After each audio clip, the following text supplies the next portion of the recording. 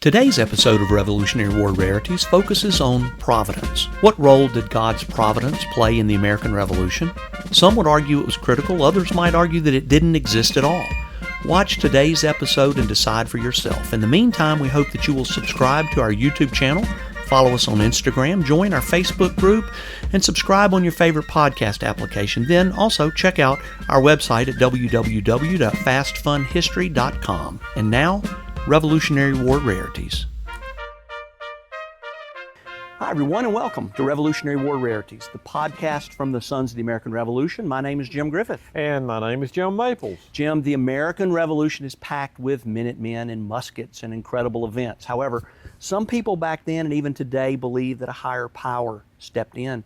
They point to freak fogs, sudden storms, unlikely winds, and George Washington dodging bullets like he was untouchable. They call it divine intervention. Jim, that is very interesting. Let's dive into this one just a little bit deeper. So, it's not hard evidence, but there are jaw-dropping moments that had patriots praying and redcoats reeling. Consider August the 27th, 1776 at the Battle of Long Island. Washington had 12,000 men. They were pinned down by 20,000 British under Howe and trapped against the East River, almost exactly where the Brooklyn Bridge is today, almost at that exact location.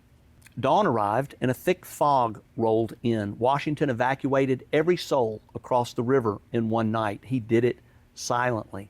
The British woke up and the army was gone. It doesn't mean that we didn't lose a lot of men at the Battle of New York or the Battle of Brooklyn, but the remaining forces that weren't killed mysteriously were able to escape across the East River through a thick fog. Yeah. So, Jim, a fog bailed them out? That's eerie. Did Washington think it was heavenly?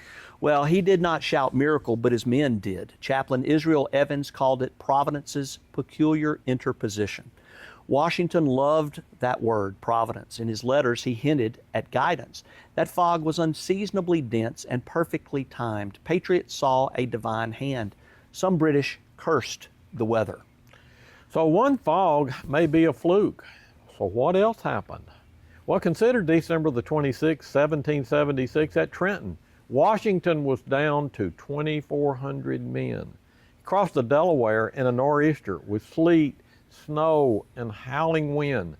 The Hessians in Trenton numbered 1,400 and were cozy after Christmas. The storm hid the march. They struck at dawn and won in 45 minutes. They suffered no combat deaths, only frostbite. That weather actually acted as a shield. So the timing is unreal. The storm slowed them. It took 9 hours to cross the river. However, it kept the Hessians off guard. Washington wrote of heaven's luck. Trenton revived the cause of liberty and the American Revolution. As a result, enlistment soared and many patriots saw divine fingerprints. So let's look at Yorktown in October 1781. Cornwallis had 9,000 British troops. Washington and the French, totaling about 17,000, cornered him. On October the 16th, Cornwallis tried a night escape across the York River. A squall hit with wind and waves. Boats flipped and the retreat failed. 3 days later, Jim, he surrendered. That storm locked in the war's end by preventing the British from doing basically the same thing that the Patriots had done in New York. Nathaniel Greene wrote that Providence favored us beyond belief. Rochambeau praised God's hand. The squall was brief and brutal. It was just enough to trap Cornwallis. Weather seems like a Patriot MVP. So let's discuss some smaller examples, Jim. So consider June 28, 1778 at Monmouth. A heat wave reached 100 degrees. The British, under Clinton, chased Washington's 11,000 troops. Both sides were wilting. Then a thunderstorm crashed in. It cooled the air and bogged the redcoats in mud. Washington rallied and fought to a draw. He slipped away at night. Soldiers called it a heavenly sent rain. Thunderstorms and fog suggest nature favored the Patriots. What about Washington himself? I know he had numerous close calls. That's right. Washington was a walking miracle. Go back to 1755 during the French and Indian War at the Battle of the Monongahela. He was 23 and an aide to General Braddock. An ambush struck. The force included 900 British against 1,300 French and Indians. Bullets flew and Braddock was shot. The British lost 977 men. Washington had 2 horses shot out from under him. 4 bullet holes pierced his coat, but none touched him. An Indian chief later said he ordered his men to aim at Washington, but they could not kill him. Oh, goodness. 4 bullet holes and no scratches, Jim. That is incredible. Washington wrote to his brother that by the all-powerful dispensations of Providence, I have been protected. He stayed calm. He rode through chaos and rallied survivors, moved forward to the Revolution. July 1777, near Philadelphia.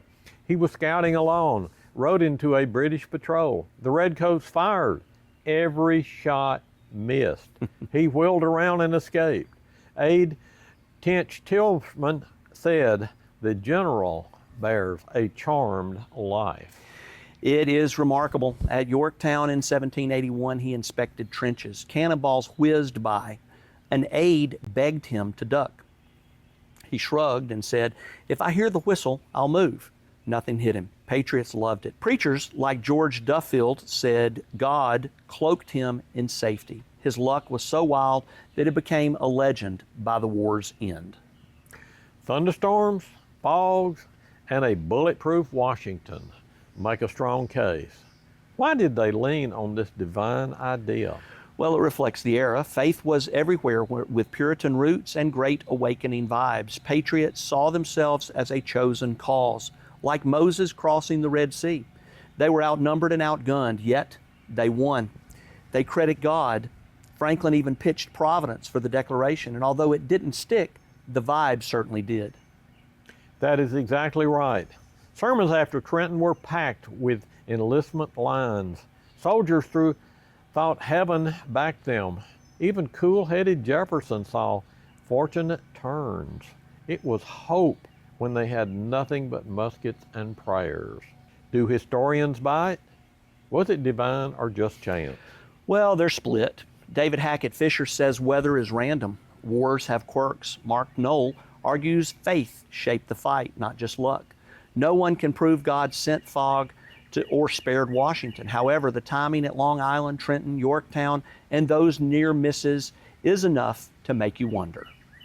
That is compelling. Why, Jim, is this a rarity? Well, it's not the usual tale of battles and bayonets. Divine intervention offers a lens of faith and mystery. Patriots used it to frame the impossible. It is not in every history book. However, it shows how they saw their scrappy saga as underdogs with a cosmic edge. That makes it a rarity worth chewing on. From Monotomy's old men to Washington's charmed coat, the Revolution is full of twists. Whether divine or not, these moments with fogs, storms, and near misses kept the dream alive. That is why we unearthed these rarities. We want to see the wild, weird, and the entire story. And that, my friends, is another Revolutionary War rarity. My name is Jim Griffith. And my name is Jim Maples, and we thank you for joining us today. And be sure to catch us on the next episode of Revolutionary War Rarities in 2 weeks. This has been a production of the National Society, Sons of the American Revolution, www.sar.org.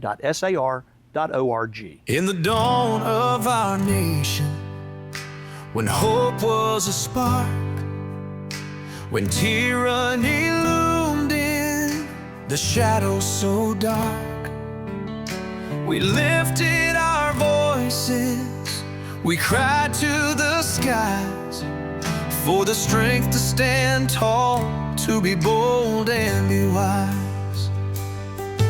Through battles and trials, the courage we sought, with faith in the Father, our spirits were taught. Out of tyranny's clutch, we broke free from the chain. For in God's mighty hands, we would rise once again. Oh, bless the land the struggle for freedom, there shines forth His light. When the cannons were roaring and darkness drew near, our trust in God's plan dispelled every fear. His providence watches, His promise is true. Through the storms of our history, He carried us through.